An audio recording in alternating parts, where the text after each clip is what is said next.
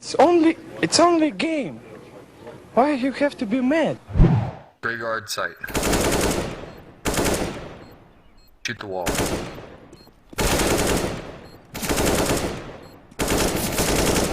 Oh my god, these guys are Yeah. You're a good shot. Blue's, These guys are no, he's fucking not. hard. Amazing. Blue, you got the $10 hacks, or you got the $100 hacks? Do I look legit? You got the $110 hacks. It looked I'm legit. just asking, do I look Kinda. legit? That's my. Yeah. It looks good, but I mean, I know what I'm looking for. And nobody else will call you out just because I know what to look for. And nobody else really cares. Hold on. I bet you also got like that taped up like crosshair. What were you looking for specifically that I was doing wrong? Porn. Well, it's flicks. It's not. I know how to aim. Like. Yeah, but you guys I'm called them a- out where they were. Huh? You guys Oh, told yeah. me where they were. You guys said Oh yeah, but it's not. That dude peeked out. It's not necessarily. It's not knowing where they are. It's how the weapon shoots.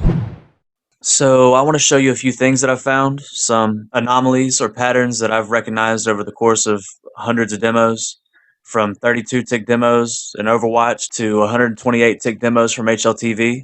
You can find the same anomalies throughout all of them.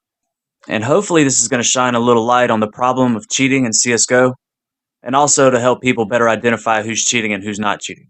Because it's one thing for somebody to be cheating randomly in matchmaking, and it's something totally different if somebody's cheating and they're a professional, quote unquote, and they're getting paid tens of thousands to hundreds of thousands of dollars to play this video game. But before we get started, I want to give you a couple of commands you can enter in to better help you identify who's cheating. The first thing you're going to want to do is type SV_cheats and set it to 1. The next thing is going to be SV_show impacts. You're going to set that to 1. And this is going to allow you to see wherever the bullets go whenever they shoot their weapon. Alright, and the next command is going to be weapon_debug_spread_show. You're going to set that to 1. What that's going to do is it's going to set this yellow box around your crosshair. And this yellow box represents the current accuracy of whatever weapon you have. But in order for the crosshair to be dynamic, you do have to have CL_crosshair style set to either 2, 3, or 5. And the next thing we're going to do is type view_recoil_tracking and set it to 0. What that's going to do is completely eliminate the recoil effect on the weapon, and it's just going to show you strictly their mouse movements, right? Or vice versa, if you were to enter in 1 instead of 0, it's going to show you the recoil movement overpowering the mouse movement. And unfortunately, you can't turn off the recoil punch in demos, so you will still be seeing that effect. And then the last command we're going to enter in is CL_interpolate and set it to 0. Now you're only going to have to enter in this command for any demos that you download. This doesn't apply for any Overwatch demos. Any Overwatch demos that you watch in CSGO is already going to have the interpolation turned off. And the reason Valve turned it off is so that when you watch the demo, it would more accurately represent what the suspect's point of view is. That way we don't have any predicted ticks in what we're about to see. It's just strictly the ticks that were recorded in the game. I also want to talk a little bit about the nature of the aimbot and show you how when it's active, it's always trying to get back to center, more or less. That it's always most effective when it's at the center of its target, controlling the recoil, because that's where it's most accurate.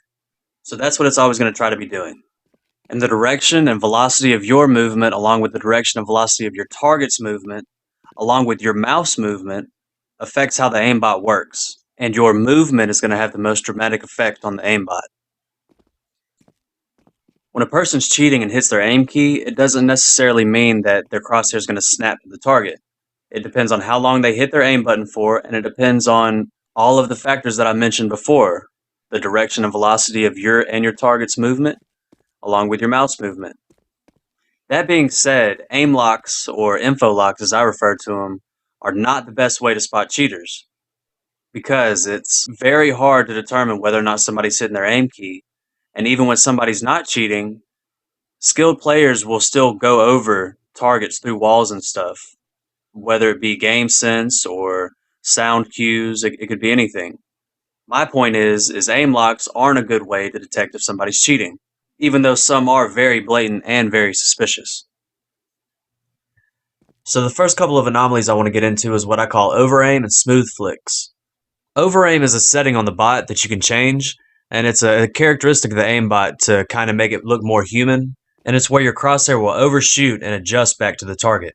And this is again to make it look more human because a human's not going to be able to flick precisely to its target every time. You're going to make mistakes and either overshoot or undershoot and have to adjust. And this is what Overaim is trying to accomplish. And it's very noticeable in demos even though it's not a big red flag. What you're looking for is the smooth flicks that go along with the Overaim. The reason I call it a smooth flick is because the smooth effect on the aimbot, which is how fast the aimbot snaps to its target, you can change that also, it's a variable. Almost always it's a different speed than what the person's sensitivity is in the game. So you can tell a noticeable difference between the initial flick to the target and the rest of their mouse movements in the game. You're going to see these smooth flicks every time with a single shot weapon, like a pistol, an op, or a shotgun. And in my opinion, the weapon that stands out the most with this is going to be the CZ. And you'll notice that Cold Zero shots are doing the same thing that my CZ shots were doing when I had the aimbot activated. And if you play the clip in normal speed, you'll see how unrealistic these flicks are.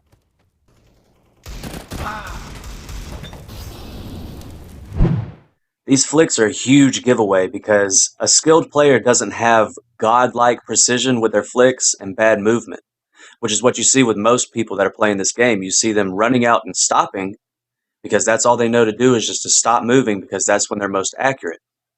So you see these people run out, stop, and then with godlike precision flick to each target. And this is something you don't want to get in the habit of doing, especially when you start playing against skilled players, because one of the #1 things you don't want to do is just stand still. It makes you an easy target. So becoming good at CSGO is a combination of getting good at movement, positioning, and your mouse movements. Because your mouse can be on the target all day long, but if your movement and accuracy is messed up, or your shot count and accuracy is messed up, you will never hit that target. And this is why you hear people complain about getting CSGO'd, because they don't understand the inaccuracies well enough to manipulate them to be accurate when they need to be accurate. They just think since their mouse is on them, they should have killed them. And CSGO's a little deeper than that. That's why when I see people stopping and then having this godlike precision with their flicks, it's a big red flag for me because I know that they haven't put the time and effort into understanding the game and actually being good at the game because they have bad positioning and awful movement. And understanding how to move and when to move is a huge part in being accurate in this game. You're actually accurate up to 33% of your weapon speed, which is what crouching puts you at, is 33% of your weapon speed, which is why you're still accurate while you're crouching, and which is why so many people crouch. And it's also going to help you be more accurate strafing in and out of your shots. But nobody talks about that. Just like nobody talks about the fact that there's bullet displacement with your sideways velocity. That to me almost feels like I'm bending bullets sometimes when I shoot people. Or what about the fact that people tell you to counter strafe, but they don't explain to you that counter strafing also applies to forward and backwards. That velocity is manipulated 3 different ways, which is something that I verified when I was looking through all this aimbot stuff. Forwards and backwards velocity, left and right velocity, and up and down velocity. But we can only manipulate the forward, backwards, left, and right. Counter-strafing backwards and forwards is just as important as counter-strafing left and right. It improves your accuracy that much more. But nobody talks about it. The aimbots actually, once you reach a certain threshold in your velocity, will zero out the forwards and sideways velocities so it makes you more accurate. Another thing with the inaccuracies is the shot count or recoil inaccuracy. You have various different people, from pros to analysts, talking about how impractical it is to sit there and spray at somebody because you have to know the recoil pattern, first of all, get it perfectly, and stand still in order to spray somebody. And like I said before, you don't want to stand still against skilled players because you're going to die. That, combined with the fact of flicking to and tracking a target while controlling your recoil perfectly, is impractical, pretty much impossible, especially at a long distance. But I can show you example after example after example of this happening with every weapon, including pistols. I still think the spray in CSGO, once you get past about the 7th bullet with most guns, is an abomination. There's a reason why the best players in the world practicing 10 hours a day for 4 years can't get the hang of this shit. And it's not that they're not good enough, etc. Which is funny because people in this game are actually so good, quote unquote, at controlling their recoil that they can put individual bullets where they want to. I call this anomaly bullet manipulation. And you're going to see the same type of bullet manipulation right here with this flushy clip. Notice how the bullets are following the target.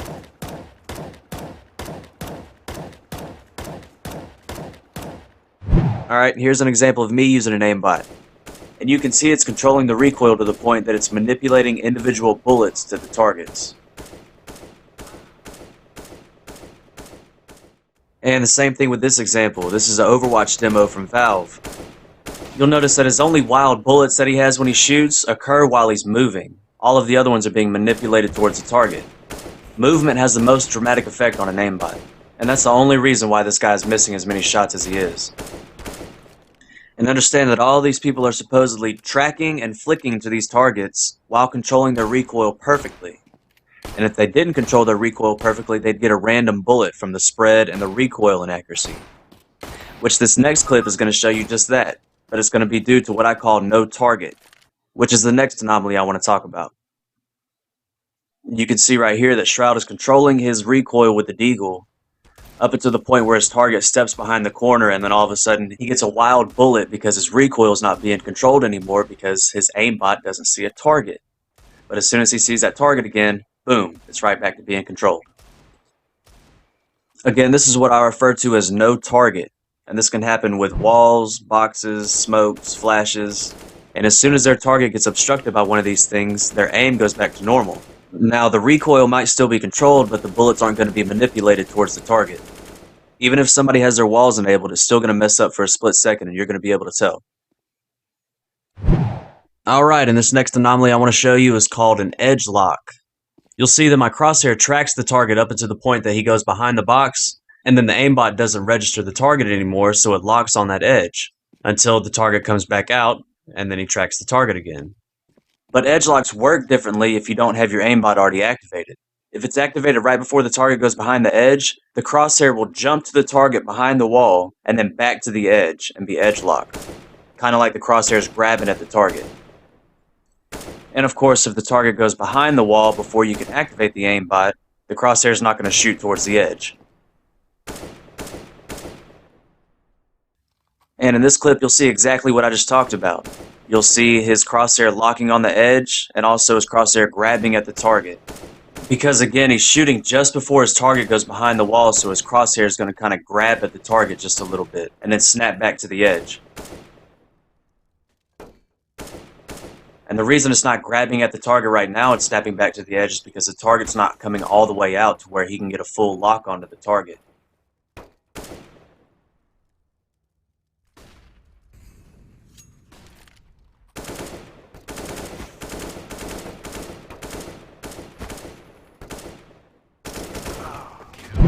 The next anomaly I want to get into is called precise micro adjustments.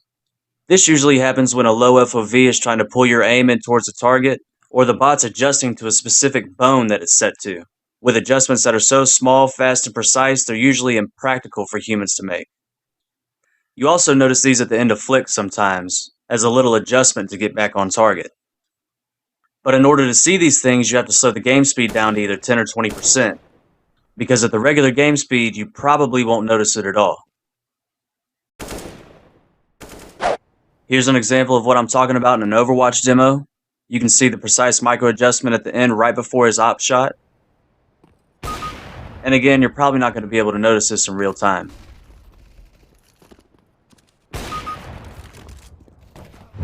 And here's another Overwatch example of the same thing, this time with the deagle. Notice the precise micro adjustments.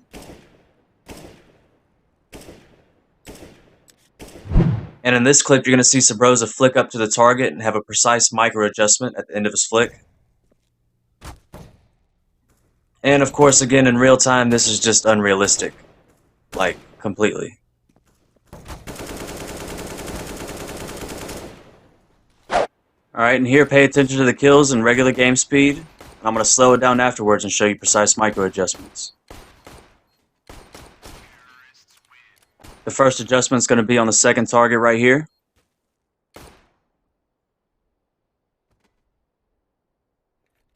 And the next precise adjustment is going to be on the third target, with a very tiny adjustment at the end.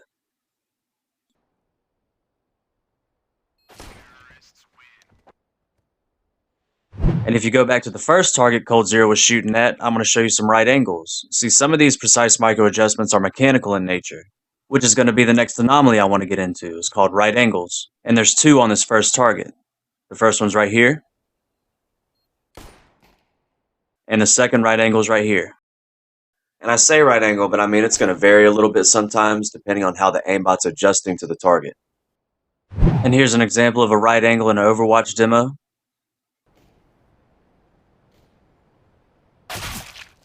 These right angles I'm talking about can also occur sideways. Here's an example of Shroud and a sideways angle adjustment through a wall. And here's an Overwatch demo of pretty much the same thing. That sideways angle adjusting to the target. The next anomaly is going to be aim shake, which there are two different variations of aim shake. The first one's going to be this one, where the aimbot's activated, so it's always pulling your crosshair back to center, but you're moving your mouse left to right, which causes a shaking effect on your crosshair. And then you've also got the second type of aim shake, which occurs when your aimbot's activated and you try to pull your mouse away from your target, which again causes a shaking effect on your crosshair. In this example right here, we're going to see the first type of aim shake. Notice how his crosshair bounces back and forth on the target.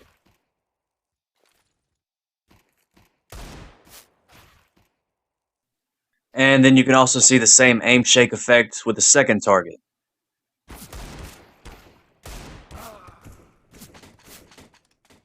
This shaking effect can also cause a zigzag pattern if the target's moving the right way, and it usually happens when the target's jumping.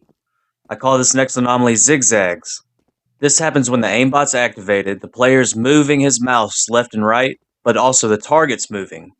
So it's pulling the crosshair towards the target, going down the vector angle that the aimbot's created, while shaking left and right, which causes this zigzag effect.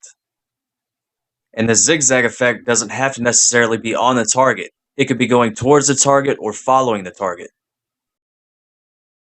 I'll show you this first kind of zigzag where it's on the target with this flusher clip right here. You'll notice that as soon as he goes behind the fountain, his crosshair does a zigzag motion on the target. And again, please remember, this is at 10% of the game speed. Like, trying to do this at 100% game speed is crazy. And you can't even sit here and try to tell me that it's because he's put thousands of hours into the game. Like, nobody can do this. And even if you could, why would you want to make a move like that?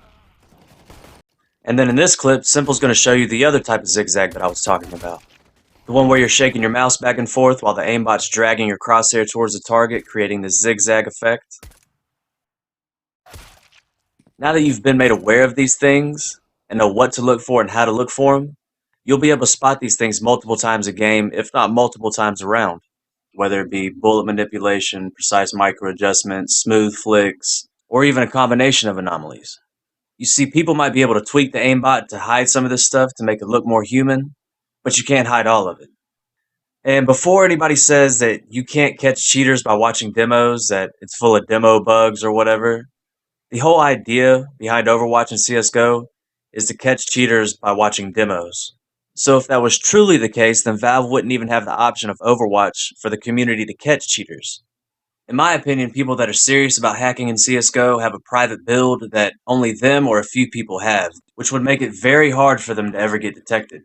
And as far as being able to inject on LAN, apparently there's a shit ton of ways to do this, so whether it's possible or not isn't even a question. In my opinion, these people that cheat always have their aimbot activated. It's set to shoot with a low FOV, so that when they hit their mouse 1 button, they have that aim assist. But they also have an aim key, they just don't hit that unless they need information, or they need to try to ensure the kill. That way they don't have to rely on an aim key that can be very blatant sometimes, they can just rely on that low FOV, and only use the aim key when necessary. You see, these people aren't playing CSGO, they're playing who can hack the best less blatantly, and it's ruining a beautiful game in my opinion. Because at the end of the day, after all the smokes and the flashes and the tactics, it's still a shooting game. And if everybody has an aimbot, pretty much sucks. And I think I'm starting to agree with Jimster here in this comment. It's a definite possibility that there could be a blind eye being turned towards this because of the revenue and publicity. But who knows? All I know is I'm about to start releasing videos on individual players, and a lot of people aren't going to like it. But it is what it is. You're not going to gaslight me into submission. No, I'm not gonna report you, dude. I'm just saying. Really good I want to know. I just figured out everybody's fucking hacking. Literally, yeah, everybody hacks, dude. Everybody. I'll probably and it blew my mind at first, but it's understandable. It's just fuck this game, dude. This game's done for it. So it's like you might as well have.